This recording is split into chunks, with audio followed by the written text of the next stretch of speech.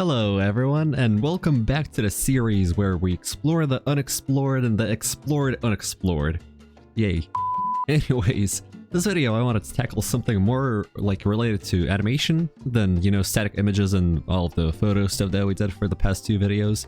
So this time, as I hope you can tell by the title, I want to showcase how to create wind in Blender. So as you can see, we have this scene over here with a lot of shrubbery, with a lot of trees, you know. We got a forest here.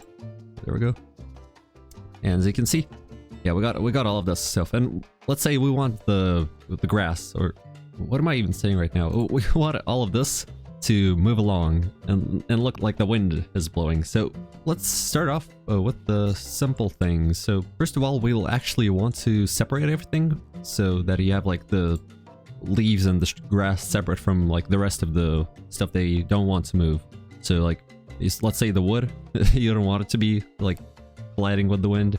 Then this, the leaves, you want them to be moving. So first things first, you want to click on it and press tab. So this will send you into edit mode. And now you will have to select every single little thing on the scene. So like every piece of grass, every piece of leaf. And you might think this is difficult, but it's actually not. It's actually a very simple process. So first things you want to do is actually select only one piece over here. The one piece. Anyways, you want to select this and click Shift G. And as you can see, it pulls up this little menu, select similar, and you just click material.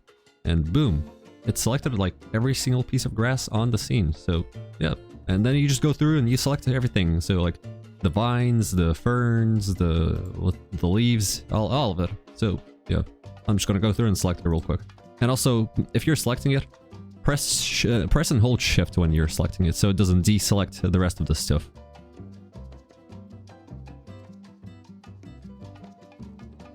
Alright, and now, say you have selected everything. You can now actually press P. And it's gonna pull another menu up over here, separate. And you select the selection. Select the selection. I hope that made sense. You clicked on this and press tab. And as you can see, we have two separate objects now. All the stuff over here that we'll want to move, and the rest of the map, as you can see. And you can actually use this to your advantage and see if you have missed anything. So you just go into like this big view of everything and press G and maybe Z and move it down. And as you can see, we haven't missed anything, I think. Actually, let me check. Oh yeah, so we only missed the little ferns over here, and that's actually a good thing because I'm gonna showcase what to do in that case. Dude, I need to stop repeating words. So for this, you'll actually want to select this again, the other map, the one that this, as you can see. Go back into edit mode by doing tab and select all of these ferns, Shift G, material, and now you separate them again. So selection and boom, tab. And now you have two separate, or three separate objects actually, the ferns, the leaves, and the whole map. And for this, you want to sort of put it all back together. So you select the rest of the leaves, all like the big stuff that you have separated at the beginning, and you hold Shift and you click on the things that you have just separated, so the ferns in this case. And now it's selected both of them. And now you press Ctrl J, and boom. The join function of Blender, it puts everything together in one big piece. So as you can see, it's all now together. And we have nothing that's not been selected or separated. So now we can move on to step 2 of the process. So for this, you'll actually want to create the empty as usual. So you press Shift and A and go down over here to the empty and select plane axis. And it's going to create it at the cursor over here. You can just set it over here and do all the stuff, you know, as I showed in the last episode. And now you can actually rename this. So go into the menu up here and say wind so that you can actually work with it. And now we go back to the leaves and stuff. So we select it again and we go down here into this little wrench, the modifier properties, and we add a modifier. The modifier is going to be wherever it is, this place. And the D4 modifiers, you select this place, and as you can see, it kind of gets all funky at first. It gets way too weird, but we'll fix this right now. You first want to click new on this like thingy over here with the checkerboard, it's going to create a new texture for it. And then you go down to the texture properties, like at the very bottom over here, and you go into type, and you set it to clouds. And boom, it's been reverted to pretty much normal. And you can bump up the size of it, so let's say 5 usually is the one I work with.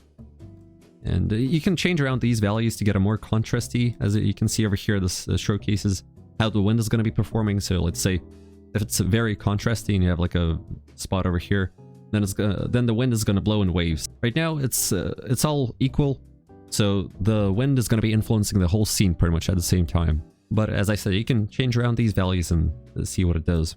Now we go back to the modifier properties, and here we select the coordinates and set it to object.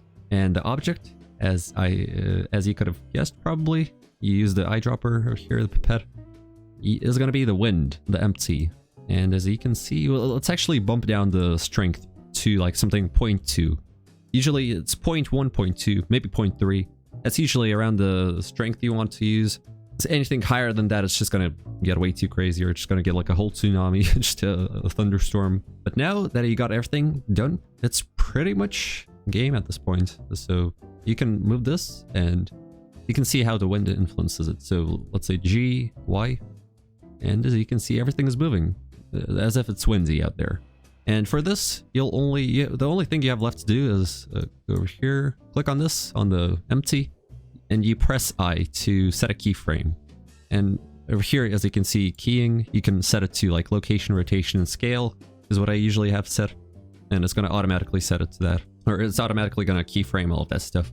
But now you have one keyframe, and if I can just find it, we can move it over to somewhere like 30 frames ahead.